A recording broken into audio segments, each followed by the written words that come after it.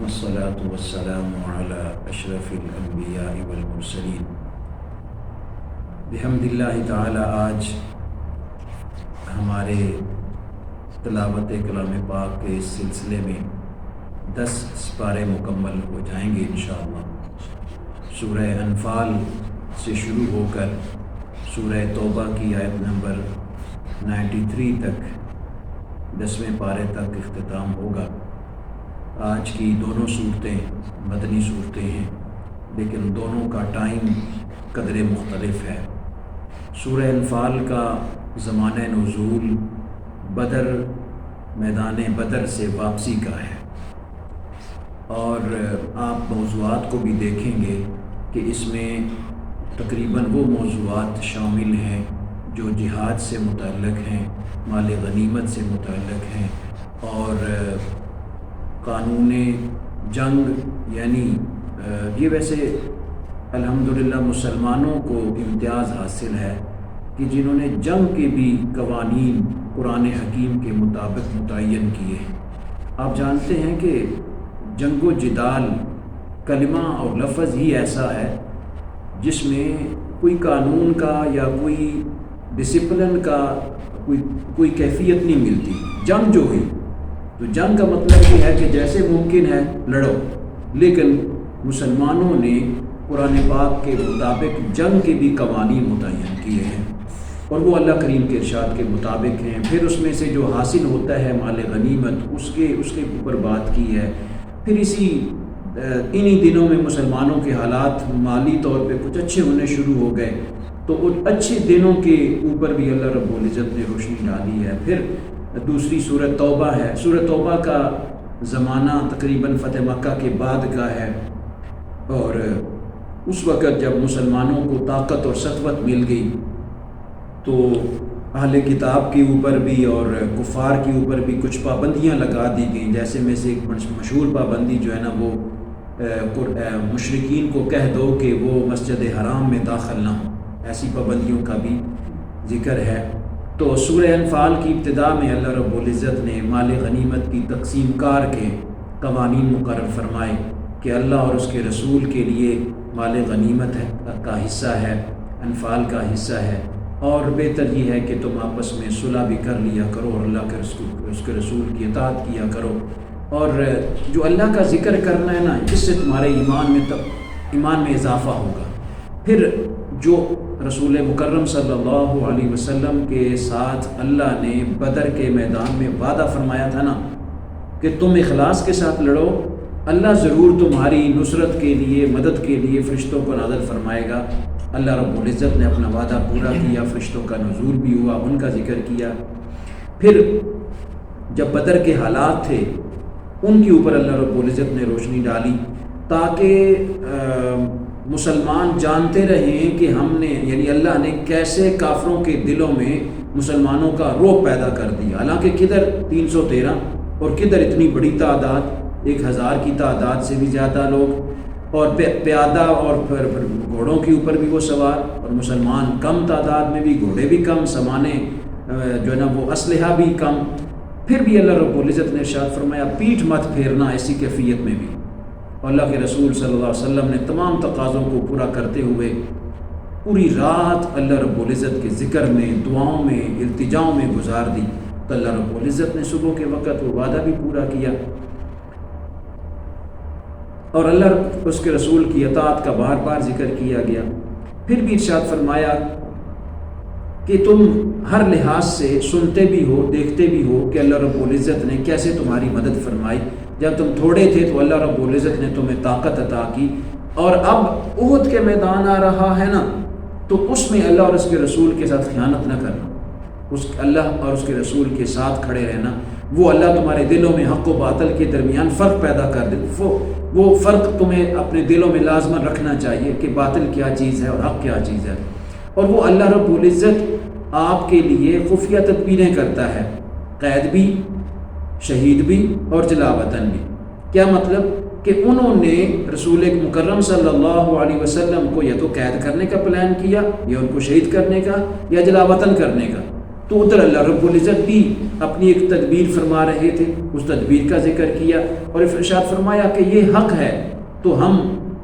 تم پر پتھر بھی برسا سکتے ہیں، لیکن اللہ رب العزت نے ارشاد فرمایا ایسا ہرگز نہیں ہے، اس لیے کہ ہمارا رسول صلی اللہ علیہ وسلم تمہارے درمیان موجود ہے تو اللہ تمہیں عذاب میں مبتلا اس لیے نہیں کرے گا کہ ہمارا رسول جو تمہارے درمیان ہے۔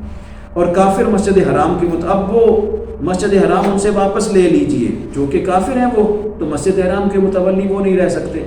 لہذا وہ اور ان کی کیفیت کیا ہے، خانہ کعبہ کے پاس آ کر کے مسجد حرام میں آ کر کے کبھی سیٹیاں بجاتے ہیں، کبھی تالیاں بجاتے ہیں، یہ بے حرمتی کرتے ہیں، ان کو اندازہ نہیں ہے اللہ کریم کے حقوق کا، اللہ کریم کے آداب کا، تو ان کے ساتھ لڑو، جب تک یہ فتنہ ختم نہیں ہو جاتا نا ان کے ساتھ جنگ کرو۔ تو مال غنیمت کا خمس رسول اللہ صلی اللہ علیہ وسلم نے ارشاد فرمایا ان کے لیے رکھ دیا جائے، پھر رشتہ داروں کے لیے بھی حصہ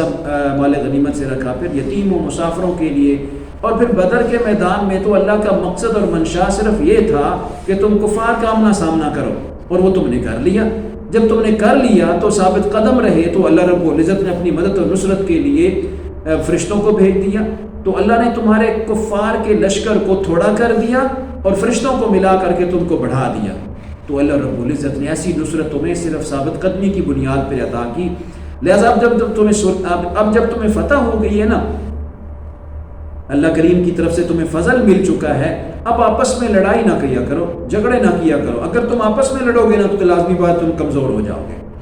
تکبر و دکھلاوے کے لیے کوئی کام نہ کرو، اللہ کے راستے کے لیے نکلو خالصتاً اللہ کی رضا کے لیے۔ تو شیطان کافروں کے اعمال کو عمومی طور پہ مزین کر دیتا ہے تاکہ ان کو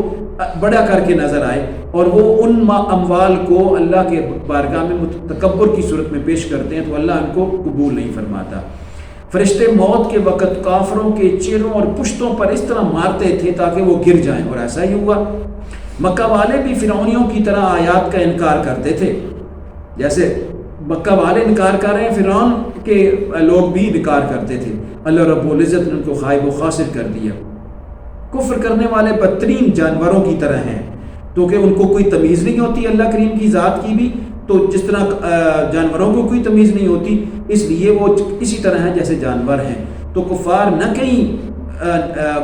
نے کئی بار معاہدہ کیا لیکن توڑ دیا، تو اس کا مطلب یہ ہے کہ وہ میدان جنگ میں ٹکنے والے نہیں ہیں۔ اب میدان جنگ میں بھی ان کے لیے عبرتناک سزا ہونی چاہیے تاکہ انہیں احساس ہو کہ ہم نے کتنا غلط کام کیا ہے، اور وہ حق کو پہچان لیں۔ اگر وہ ان کی مقدر میں حق ہے تو وہ قبول ضرور اللہ رب العزت ان کو حق کی توفیق عطا فرمائے گا۔ تم مسلمانوں، تم اپنی قوت اور گھوڑوں کو ہر وقت تیار رکھنا تاکہ تمہارے دشمن تمہارے اوپر کبھی بھی غالب نہ آ سکیں اور ان کے دلوں میں تمہارا خوف رہے۔ پھر ان سے صلح کی بھی اجازت ہے تمہیں، اگر وہ چاہتے ہیں کہ جنگ نہ ہو تو تم صلح بھی کر سکتے ہو، اور اگر وہ دھوکہ دیں تو یاد رکھو اللہ تمہارے لیے کافی ہے، اور ان کے دھوکوں سے ان کی دھوکہ دہی سے تم اچھی طرح آگاہ رہنا۔ اے نبی، برانگیختہ کیجئے مومنوں کو جہاد کے اوپر، مومنوں کو بتائیے کہ اللہ کے راستے میں جہاد اور قتال تم پر فرض کر دیا گیا ہے، اور اگر تم ثابت قدم رہو گے نا اس قتال میں تو 20 آدمی 100 پر کافی ہو جائیں گے، 200 پر بھی کافی ہو جائیں گے، اور 100 لوگ جو ہے نا اللہ رب العزت کی نصرت کے سبب 1000 لوگوں پہ غالب آ جائیں گے، لیکن شرط ایک ہی ہے کہ تم اپنے آپ کو اللہ کریم کی ذات کے لیے خالصاً کر لو، اور اللہ تمہاری آخرت کا سامان چاہتا ہے کہ تم اللہ کریم کی بارگاہ میں اپنے آپ کو پیش کرو، اللہ تمہیں آخرت میں کامیاب کر دے گا۔ اب جب بدر کے میدان میں قیدیوں کے کافر آئے نا تو ان کے ساتھ کیسا برتاؤ کیا جائے، میں نے بھی کہا نا کہ قوانین جنگ بھی اسلام نے متعین کیے، تو قیدیوں کے ساتھ برتاؤ کیسا کیا جائے، اللہ رب العزت نے اس کے لیے کچھ اصول و ضوابط کو بیان کیا، اور ان کو دھوکہ نہ دینے کی تلقین فرمائی، اور ارشاد فرمایا وہ کافر تو دھوکہ بازی میں پہلے بھی آپ سے آگے نکلے ہوئے تھے، اور اب بھی ہو سکتے ہیں کہ وہ تمہیں دھوکہ دیں، تو ان سے آگاہ رہنا۔ مہاجرین و مجاہدین و انصار ایک دوسرے کے دوست ہیں، یعنی مہاجر جو ہجرت کر کے مدینہ میں آئے اور جو انصار وہاں کے ہیں آپس میں ایک دوسرے کے دوست ہیں، ان کا ذکر کیا۔ پھر سورہ توبہ میں اللہ رب العزت نے 3 اہم امور کی طرف اشارہ فرمایا۔ پہلا یہ ارشاد فرمایا کہ جو جنگ میں نہیں جاتے نا تو اللہ سے ڈرتے ہیں، تو اس صورت میں اللہ کی بارگاہ میں اپنا عذر پیش کرتے ہیں، اگر ان کا عذر جائز ہو تو اللہ ان کو معاف کر دیتا ہے، ایک بات۔ دوسری اس بات ارشاد فرمائی کہ جنگ کے لیے اور قتال کے لیے بھی اللہ رب العزت نے جو قوانین متعین کیے ان میں سے ایک یہ کہ حرمت والے مہینے میں قتال نہ کیا کرو، اس میں اپنے آپ کو پرامن رکھا کرو، ان کا ذکر کیا۔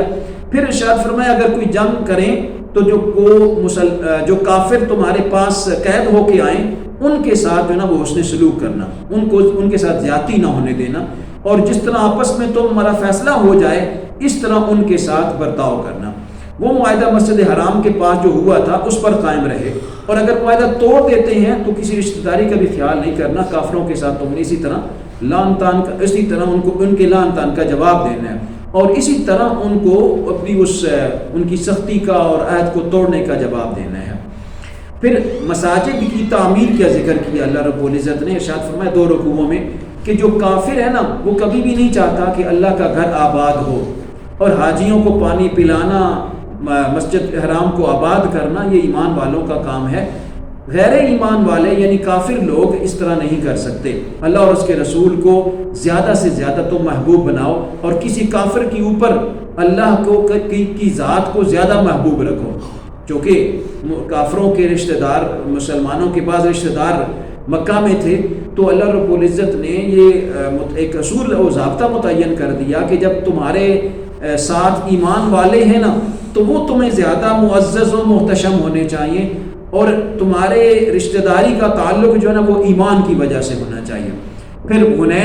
غزوہ حنین کا ذکر کیا، کیسے مسلمانوں نے تھوڑی سی تعداد میں اس غزوے میں بھی اپنے آپ کو فتح و نصرت سے کامیاب کیا۔ مشرکین ناپاک ہیں، ان کو مسجد حرام کے قریب نہ آنے دیا جائے، اور اگر وہ صلح کر لیتے ہیں تو ان کے اوپر جزیہ لگا دیا جائے، اس کا ذکر کیا۔ عزیر اور مسیح کو اللہ کے بیٹا کہنے سے منع کر دیا، ارشاد فرمایا ساتھ ہی ساتھ کہ یہ جو دین ہے نا یہ دین حق ہے، اور یہ تمام دینوں پر غالب آئے گا، یہ کوئی پھونکوں سے بجھایا نہیں، چراغ نہیں ہے جو پھونکوں سے بجھ جائے گا، یہ اللہ کا دین ہے اور غالب آ کے رہے گا، اور ایسا ہی ہوا۔ الحمدللہ تعالی آج تک وہ دین غالب ہے اور اللہ کریم کے حکم سے پھیل رہا ہے۔ تو اللہ کریم نے ارشاد فرمایا جب جہاد کا وقت آئے تو نکلا کرو، ہلکے ہو یا بوجھل ہو، جیسی بھی کیفیت تمہارے اوپر آئے نا ان میں ہیلوں سازیوں میں نہ پڑ جایا کرو۔ اللہ کریم جب تمہیں بلائے جہاد کے راستے میں تو ضرور نکل آؤ، اور اللہ کے راستے میں کبھی لیت و لال نہ کرو۔ ہاں منافق اگر جو ہے نا وہ اللہ کے راستے میں لیت و لال کرتے ہیں، وہ چاہتے ہیں فساد پھیلتا رہے اور ہماری ذات چھپی رہے، اور ایسا ہو کر رہے گا کہ اللہ کریم ان کو ایک نہ ایک دن بے نقاب کرے گا ضرور۔ پھر صدقات کی تقسیم کا ذکر کیا۔ اب چونکہ مسلمانوں کے پاس مال کی فراوانی ہو چکی تھی تو اب ممکن تھا کہ مسلمانوں کے دلوں میں مال کی محبت پیدا ہو جائے، تو ان کو زکوٰۃ صدقات کے اصول و ضوابط اللہ رب العزت نے متعین فرمائے، اور پھر کن کو زکوٰۃ دی جائے ان کے مصارف زکوٰۃ کا ذکر کیا، مصارف صدقات کا ذکر کیا۔ منافقوں کی کیفیات کو، پہلی قوموں کے بعض احوال کو، قوم عاد کو، قوم سمود کو، قوم ابراہیم کو، قوم مدین کو سامنے رکھ کے اللہ رب العزت نے ارشاد فرمایا کہ اگر تم اس وقت کی قوموں کے ساری نشانیوں کو دیکھ رہے ہو تو تم کتنی بڑی قوم ہو، تمہیں بھی اللہ رب العزت جو ہے نا وہ خائب و خاسر کر سکتا ہے۔ ارشاد فرمایا اللہ رب العزت نے کہ اے نبی کافروں اور منافقوں کے ساتھ جہاد کیجیے اور ان کے ساتھ سختی سے پیش آئیے جب تک کہ وہ پلٹ کر ایمان کی طرف نہیں آ جاتے۔ کچھ ایسے بھی ہیں جنہوں نے قسم کھائی ہے کہ اللہ نے مال دیا تو صدقہ ضرور کریں گے، اور اگر جب اللہ مال دے دیتا ہے تو اپنے آپ کو بچا لیتے ہیں اور اللہ کے مال کو اس کی بارگاہ میں خرچ نہیں کرتے۔ پھر یہاں پر ایک خاص قسم کے منافق کا ذکر کیا کہ اگر وہ منافق ہی ہے تو آپ کو اے رسول بتا رہے ہیں کہ آپ منافق کی نماز جنازہ نہ پڑھیے۔ وہ عبداللہ بن ابی کی خاص نماز جنازہ کی بات کی گئی تو اللہ رب العزت نے اس آیت مبارکہ کا نزول فرمایا۔ پھر ارشاد فرمایا کہ اگر بدو تمہارے پاس کوئی بہانہ لے کے آئے کہ ہم پیچھے ہٹ جائیں گے تو ان کے بارے میں بھی آپ کو آگاہ کیا جا رہا ہے۔ کچھ ایسے لوگ ہیں کہ وہ جائیں گے تو تمہارے ساتھ جنگ کے لیے لیکن راستے میں پلٹ کر پیچھے ہٹ جائیں گے۔ ہاں کمزور ہوں، بیمار ہوں، کوئی غریب ہوں تو ان پر حرج نہیں ہے کہ اگر وہ جہاد پر نہ بھی جائیں تو اللہ کریم ان پر کوئی الزام نہیں لگاتا بلکہ جانتا ہے کہ وہ واقعی مجبور اور پریشان ہیں۔ دعا ہے اللہ کریم عمل کی توفیق عطا۔